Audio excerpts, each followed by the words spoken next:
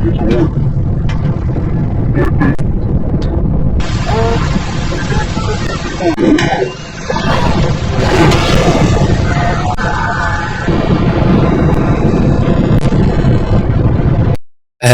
বন্ধুরা, সবাই কেমন আছো? মনে করো পৃথিবীর বাইরে অন্য একটা গ্রহে তুমি ফেসে গেছো। সেখানে নাই তোমার কাছে কোনো খাবার, নাই কোনো পানি, তুমি কারোর সাথে যোগাযোগ করতে পারছো না। এমন একটা পরিবেশে তুমি কেমন করবে এবং তোমার অবস্থা কি হবে? এমনই একটি স্টোরি প্লট নিয়ে আজকের মুভিটি।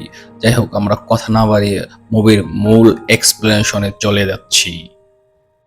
মুভির শুরুতেই একদল নাসার বিজ্ঞানীদের দেখানো হয়, যারা মঙ্গল গ্রহে গিয়েছিল মঙ্গল গ্রহের মাটির স্যাম্পল টেস্ট করার জন্য, যাতে করে বোঝা যায় মঙ্গল গ্রহের মাটি ফসল চাষের জন্য কতটা উপযোগী। আর তখনই কন্ট্রোল অফিস থেকে জানানো হয় একটা ভয়াবহ ঝড় তাদের দিকে এগিয়ে আসছে এবং তাদেরকে শিপে ফিরে আসতে বলে এবং সেখান থেকে পৃথিবীর উদ্দেশ্যে রওনা দিতে বলা হয়। আর সকল বিজ্ঞানীরা তখন শিপের দিকে ফিরে আসে, কিন্তু মার্স নামের একজন বিজ্ঞানী শিপ থেকে কিছুটা দূরে থাকায় সে যখনই শিপের কাছাকাছি চলে আসে তখন ঝড়ের প্রবল বেগে সেখান থেকে সে শিপকে দূরে সরে যায়। আর অপর বিজ্ঞানীরা তার সাথে যোগাযোগ স্থাপনের চেষ্টা করলে তারা ব্যর্থ হয়। আর তখনই তারা ঝড়ের তীব্রতার কারণে তাদের স্পেসশিপটা পৃথিবীর উদ্দেশ্যে সেরে দেয়। অপরদিকে পৃথিবীতে নিউজে দেখানো হয় নাসা মঙ্গল গ্রহের মিশন বাতিল করে দিয়েছে, আর সেখানে মার্স নামের একজন বিজ্ঞানী মারা গিয়েছে। কিন্তু এদিকে দেখানো হয় মার্স এখনো জীবিত রয়েছে। ঝড়ের ফলে তার পেটের ভিতরে একটা লোহার রড ঢুকে পড়েছিল, যার ফলে সে অজ্ঞান হয়ে গিয়েছিল এবং তার যোগাযোগ স্থাপনের মেশিনটিও নষ্ট হয়ে গেছিল। সে নিজেকে বাঁচানোর জন্য তাদের তৈরি আর্টিফিশিয়াল শেল্টারের মধ্যে চলে আসে, যেখানে পর্যাপ্ত পরিমাণ হাইড্রোজেন এবং অক্সিজেন ছিল এবং কিছু পরিমাণ খাবারও ছিল। সে প্রথমে ওই লোহার রডটি বের করে ফেলে এবং ওই ক্ষত স্থানে নিজের প্রাথমিক চিকিৎসা নিজেই নিয়ে নেয়, যাতে করে পরবর্তীতে এটা ইনফেকশন হওয়ার সম্ভাবনা কম থাকে। সে নাসার সাথে যোগাযোগ স্থাপনের চেষ্টা করে, কিন্তু প্রচণ্ড ঝড়ে তাদের রাউটার এবং রাডার মেশিন দুইটাই নষ্ট হয়ে যায়, যার ফলে সে কারো সাথে যোগাযোগ করতে পারছিল না। আর এইদিকে সে খুব চিন্তায় পড়ে যায়, একটা গ্রহে সে একা কিভাবে বেঁচে থাকবে। এবং কিছুক্ষণ পরে সে খাবারের জন্য স্টোর রুমে চলে যায় এবং তার লকার খুলে দেখতে পায় যে খাবার আছে, এই খাবার দিয়ে সে 31 দিন সার্ভাইভ করতে পারবে। কিন্তু বাকি অ্যাস্ট্রোনটদের লকারও সে ভেঙে ফেলার পর দেখতে পারে সমপরিমাণ খাবার সকলে স্টোরে রয়েছে, যার ফলে সে ক্যালকুলেশন করে দেখতে পারে 330 দিনের খাবার তার কাছে মজুদ আছে। কিন্তু নাসার পরবর্তী মিশন হবে আজ থেকে 4 বছর পরে, কিন্তু বাকি 3 বছরের খাবার তার কাছে নেই। তখন সে প্ল্যান করে সে এখানে ফসল চাষ করবে। আর এই ফসল চাষ করার জন্য 3টি জিনিস প্রয়োজন। এক হচ্ছে উর্বর মাটি, 2 নম্বর হচ্ছে পৃথিবীর মতো পরিবেশ, 3 নম্বর হচ্ছে পানি। আর তার কাছে হাইড্রোজেন এবং অক্সিজেন পর্যাপ্ত পরিমাণ ছিল, যার মাধ্যমে সে পানি তৈরি করতে পারবে। তাই সে মঙ্গল গ্রহের বাইরে থেকে কিছু পরিমাণ মাটি নিয়ে এসে একটা জায়গায় রাখে এবং চারদিক থেকে পলিথিন দিয়ে আবদ্ধ করে ফেলে। আর তাদের মলমূত্র যেগুলো আছিল এগুলো মাটির সাথে মিলিয়ে সে একটা উর্বর মাটি তৈরি করতে সক্ষম হয়। এরপরে যখন সে হাইড্রোজেন এবং অক্সিজেনের মাধ্যমে পানি তৈরি করতে যাচ্ছিল, আর তখনই হাইড্রোজেনের পরিমাণ বেশি হয়ে যাওয়ার কারণে সেখানে একটা ব্লাস্ট হয়, যার ফলে তার প্রথম মিশন ব্যর্থ হয়ে যায়। কিন্তু এতেও মার্স দমে যায়নি। সে দ্বিতীয়বার চেষ্টা করার ফলে পানি উৎপাদন করতে সক্ষম হয় এবং তার মজুত করা খাবারের মধ্যে কিছু আলু ছিল এবং সেগুলোকে সে এই মাটির মধ্যে রোপণ করে দেয়। এরপরে সে সৌর প্যানেলের প্লেটের সাহায্যে এটার উপরে আলোর রিফ্লেকশন সৃষ্টি করে। এর বেশ কিছুদিন পর দেখা যায় যে আলু থেকে বীজ উৎপন্ন হয়েছে এবং প্রত্যেকটা আলু গাছ আস্তে আস্তে বড় হতে থাকে। সে আলু গাছ থেকে বড় আলুগুলোকে নিজে মজুত করে রাখে এবং বাকি ছোট আলুগুলোকে আবার রোপণ করে দেয়। অপরদিকে মার্স হিসাব করে দেখে 4 বছর পরে যে স্পেসশিপটি মঙ্গল গ্রহে আসবে সেটা তার কাছ থেকে 3200 কিলোমিটার দূরে অবস্থিত। আর সেখানে যাওয়ার জন্য তার কাছে ছিল একটি রোবোটিক গাড়ি। আর এই গাড়িটি সৌর প্যানেলের সাহায্যে চার্জ দিলে চালানো সম্ভব। আর ওই স্পটে পৌঁছাতে তার স্থান থেকে 50 দিনের মতো লাগবে। তাই সে তার সকল খাবারগুলো ওই গাড়ির মধ্যে লোড দেয় এবং সে যাত্রা শুরু করে দেয়।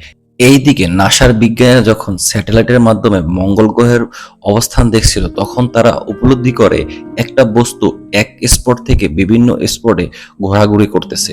আর তখনই তারা বুঝতে পারে যে এখনো ওই মঙ্গল গ্রহে কেউ জীবিত আছে।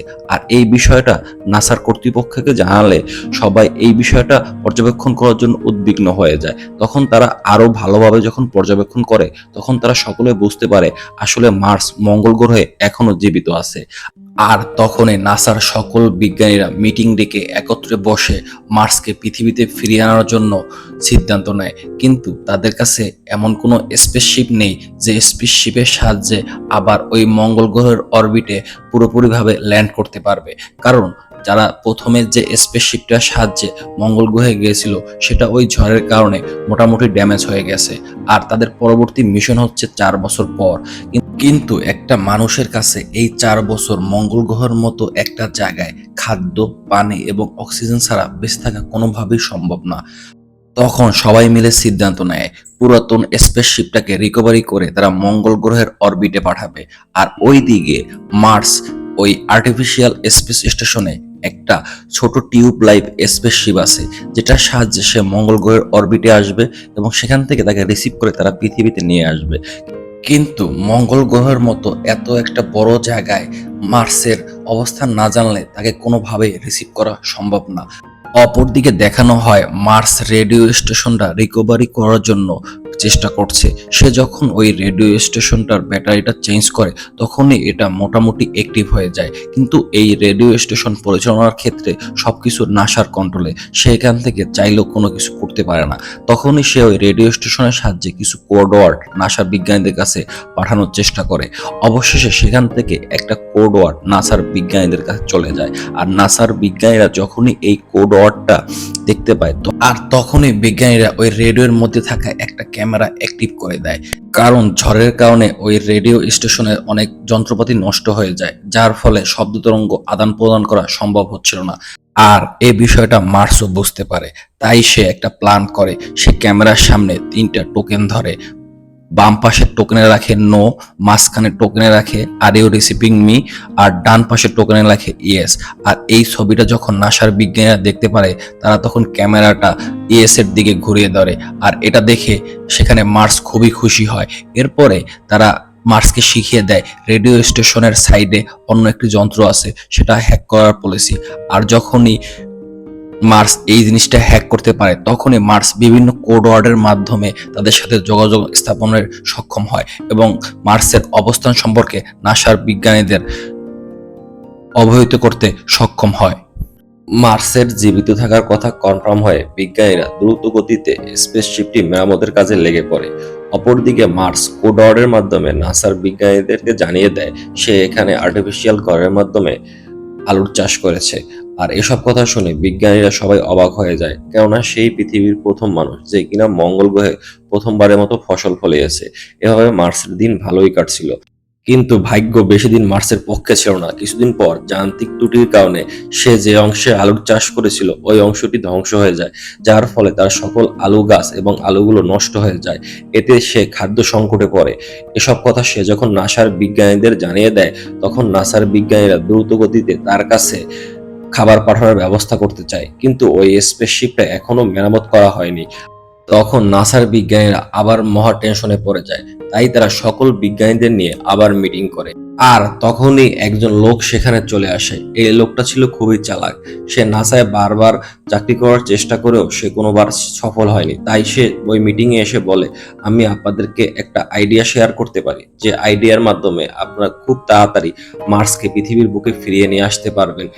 এবং নাসা প্রধানকে বলে, আমার আইডিয়াটা যদি ভালো হয় এবং যদি সফল হওয়া যায় তাহলে আপনি আমার চাকরিটা কনফার্ম করে দিন।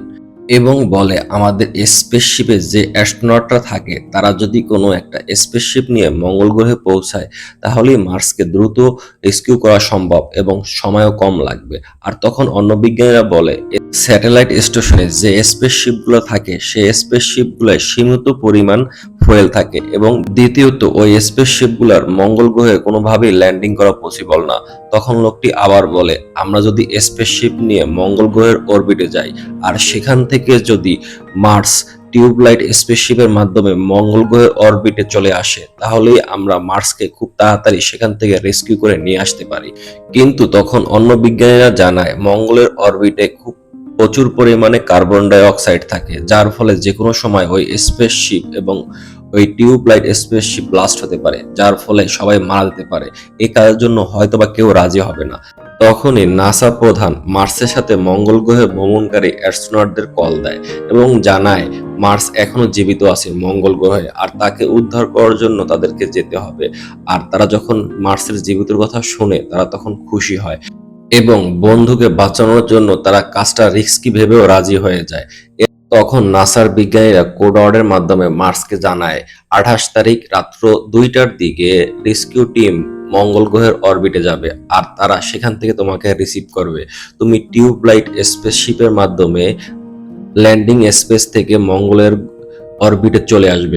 ডেট অনুযায়ী মার্স যখন সিগন্যাল পায় তাকে উদ্ধার করার জন্য মঙ্গলের অরবিটে তার রেস্কিউ টিম চলে এসেছে। তখনই মার্স তার টিউবলাইট স্পেসশিপ ল্যান্ডিং স্পেস থেকে ছেড়ে দেয়, কিন্তু মঙ্গল গ্রহের বায়ুমণ্ডলের চাপে তার স্পেসশিপের একটা অংশ ধ্বংস হয়ে যায় মঙ্গলের অরবিটে পৌঁছানোর আগেই। আর মার্স যখন মঙ্গলের বায়ুমণ্ডলের দিকে চলে আসে আর তখনই সে রেডিওর মাধ্যমে তার রেস্কিউ টিমের সাথে কথা বলতে পারছিল। আর তখন সে রেস্কিউ টিমের সাথে এই বিষয়টা জানালে তখন রেস্কিউ টিম এবং মার্স মিলে বুদ্ধি করে সে তার টিউবলাইট স্পেস থেকে বের হয়ে এসে স্পেস স্যুটের মাধ্যমে চাপ প্রয়োগ করে সে তার রেস্কিউ স্পেসশিপের দিকে এগিয়ে যাবে। মার্স যখন টিউবলাইট স্পেসশিপ থেকে বের হয় তার স্পেস স্যুটের মাধ্যমে চাপ প্রয়োগ করে রেস্কিউ টিমের দিকে এগিয়ে আসছিল। আর তখনই রেস্কিউ টিমের একজন সদস্য যার নাম ছিল লুইস, সে স্পেসশিপে একটা রশি বেঁধে সে মার্ককে ধরার জন্য সামনের দিকে এগিয়ে আসে, কিন্তু মার্স কোনোভাবেই তার হাত ধরতে পারছিল না। আর জিরো গ্র্যাভিটির কারণে সে হঠাৎ করে গিয়ে ওই রশিটি ধরে ফেলে আর তারা দুজনেই শূন্যের উপরে ঘুরতে থাকে। অবশেষে লুইস তাকে ধরে ফেলে এবং তারা দুজনে খুব ভালোভাবে স্পেসশিপের মধ্যে প্রবেশ করে। এতে স্পেসশিপে ফেরত এসে মার্স এবং তার বন্ধুরা খুবই খুশি হয়, কারণ তারা মনে করছিল মার্স মারা গেছে। আর তখনই রেস্কিউ টিম থেকে নাসাকে জানানো হয় যে মার্সকে তারা উদ্ধার করতে পেরেছে। এসব খবর শুনে বিশ্ববাসী সহ নাসার সকল বিজ্ঞানীরা খুশি হয়। এরপরে সিন শিফট হয় 15 বছর পরে, আর তখন মার্স একটু বৃদ্ধ হয়ে গেছে। সে একটা প্রতিষ্ঠান খুলেছে, সেখানে সে অ্যাস্ট্রোনটদের শিক্ষা দিচ্ছে কিভাবে প্রতিকূল পরিবেশে নিজেকে বাঁচিয়ে রাখতে হয়।